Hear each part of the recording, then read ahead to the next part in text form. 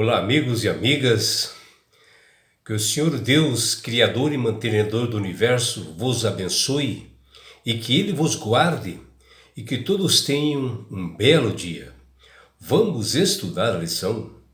E hoje, terça-feira, 16 de maio, a lição 8, ela tem como título Um engano não tão sutil.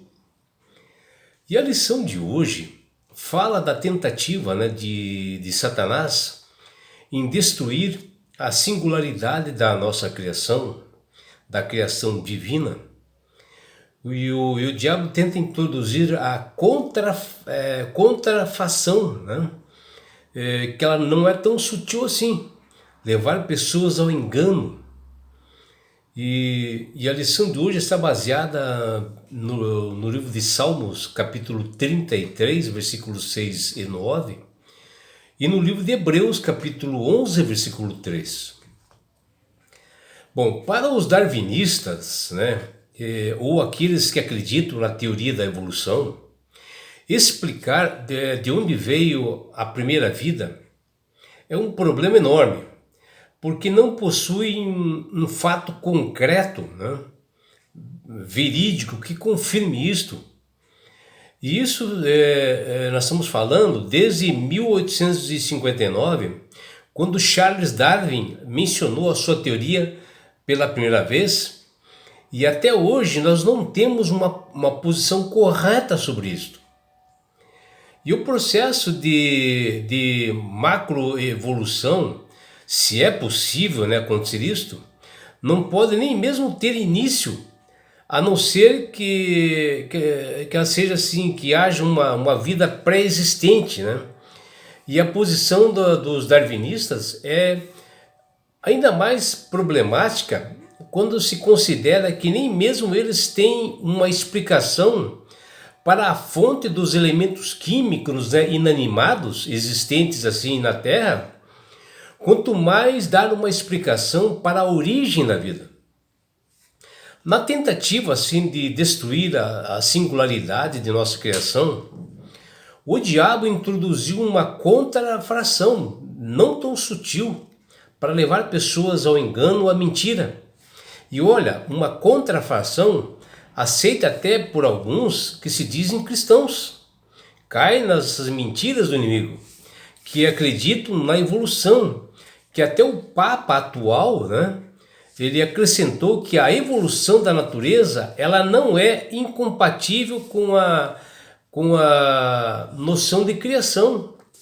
Ou seja, ele está dizendo que a criação é possível ser através da evolução. E aí, levando ao engano muitas pessoas. E assim vejam, o Papa negando que Jesus Cristo ele não é o Criador mencionado na Bíblia. Até criticou o livro de Gênesis, E vejam, que absurdo que nós vemos isso, Um líder de uma igreja não se baseando na palavra de Deus, que deve ser mantida para todos, E amigos, Satanás passou a atacar o governo de Deus, ainda mais nos dias de hoje, como as profecias já apontavam para isto. E o inimigo de Deus usa 1001 maneiras, sendo algumas delas até violentas e outras mais suaves e sutis, para levar ao engano as pessoas do mundo.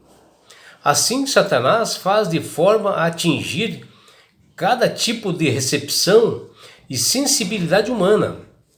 E um determinado momento, ou às vezes para cada momento assim da nossa vida, uma para cada gesto que faz e de quem vai ser atacado, ele tem uma forma de agir.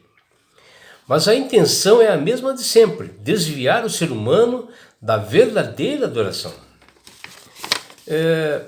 Eu assisti um debate na televisão há um certo tempo sobre a teoria da evolução versus o cristianismo.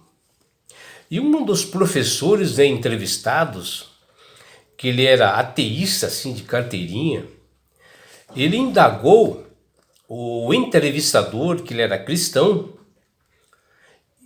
E ele disse: por que você acha que não existe ninguém ensinando sobre design inteligente nas universidades? E ele respondeu: podemos ensinar tudo o que quisermos. Nós cristãos ensinamos tudo, sabemos de onde surgiu o universo e não há problemas algum de conversarmos sobre tudo. Uau, vê o que preparam, né? E talvez esta seja a maior verdade, né, da teoria dos evolucionistas. Eles ensinam o que eles desejam ensinar, o que eles querem levar a uma outra conclusão. Acreditem se quiserem acreditar. E o que nos faz pensar que deixar de crer em Deus e a sua criação para acreditar numa teoria inventada por homens que não são sábios é algo que precisa de uma fé ainda maior do que a nossa. E observar toda a natureza, o corpo humano, o seu funcionamento e as complexidades, nós não conseguimos enxergar uma inteligência criativa de um arquiteto preciso e edificador, né? Que diz lá em Hebreus 11:10 que é o Deus que criou tudo isso, que criou o corpo humano, a inteligência, o cérebro, né? E todo o seu funcionamento. E uma pessoa que não acredita nesse grandioso Deus que faz isso é no mínimo uma pessoa incoerente.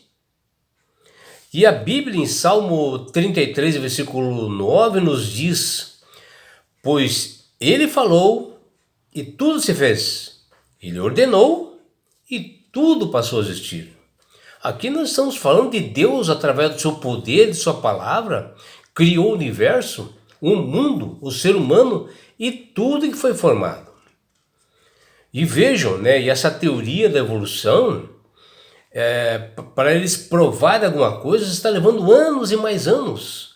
E Deus, ele criou tudo o universo, né, em 6 dias. Ou seja, um dia literal de 24 horas. Né? E eles estão levando uma teoria dessas há anos e não conseguem provar nada. E aí vem a pergunta, né, meu amigo, minha amiga? Em que ou em quem você tem crido? Né?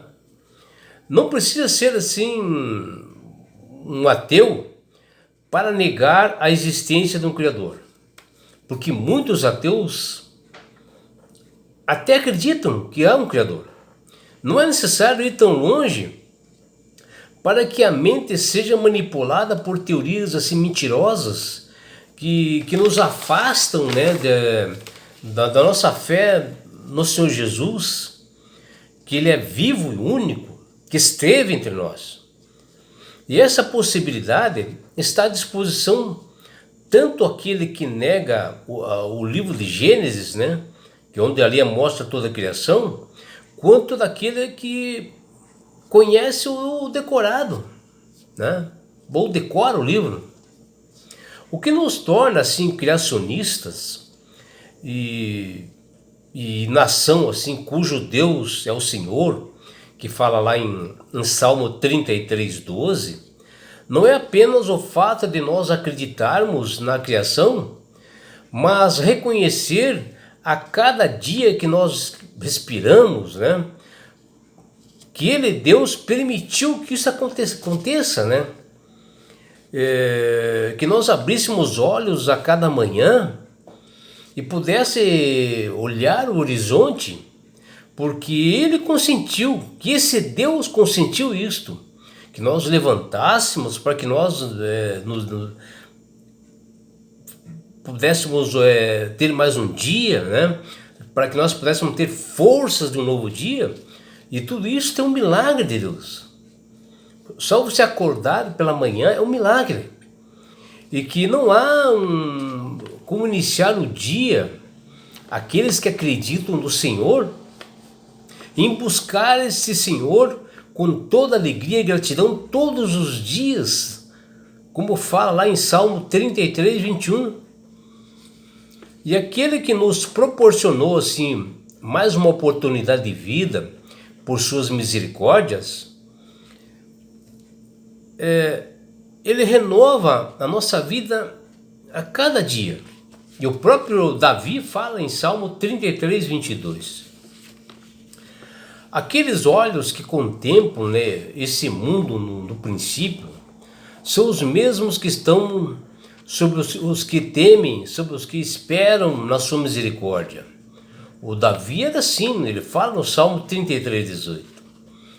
E essas teorias, né, de reis e autoridades não podem e jamais poderão subjugar o Deus que tudo vê e o Deus que tudo criou, que o próprio Davi falou lá no Salmo 33, versículos 16 e 17.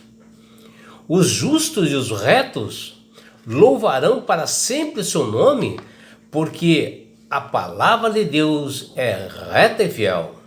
Vejam, novamente Davi falando aqui no Salmo 33, versículo 4. Ser feliz não consiste em fazer ou ter tudo o que nós desejamos, ou acreditar em tudo que os homens dizem, ou que eles querem que nós possamos aceitar. Se nós já temos assim provas suficientes, né, na nossa vida, nas Sagradas Escrituras, que nós temos um Deus Criador. Ser feliz é sermos guiados pelo Senhor e saber que Ele nos torna seu herdeiro. O próprio Davi fala em Salmo 33, 12. A verdadeira felicidade só pode vir daquele que criou os céus e a terra, o Deus Todo-Poderoso. E em Gênesis, no seu capítulo 1, o autor afirma que Deus criou o mundo em 6 dias literais e descansou no 7º dia. E toda a estrutura linguística de Gênesis, no seu capítulo 1 e capítulo 2, não admite pensarmos diferente. E na lição de hoje, fala que, além disso, se Deus não criou o mundo em 6 dias literais, que valor que teria o sábado que Ele pede para nós observarmos?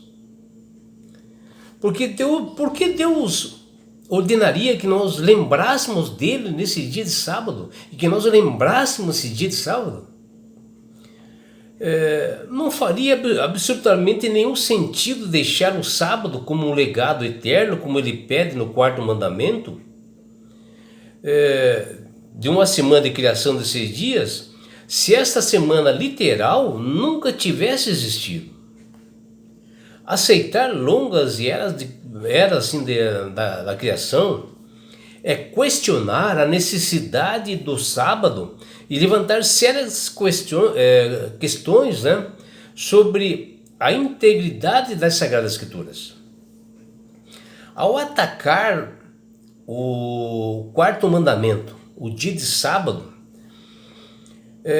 Satanás ele desafia o ponto central da autoridade divina e que poderia ser mais eficaz em destruir o memorial da criação em 6 dias do que negar a realidade dessa criação em 6 dias?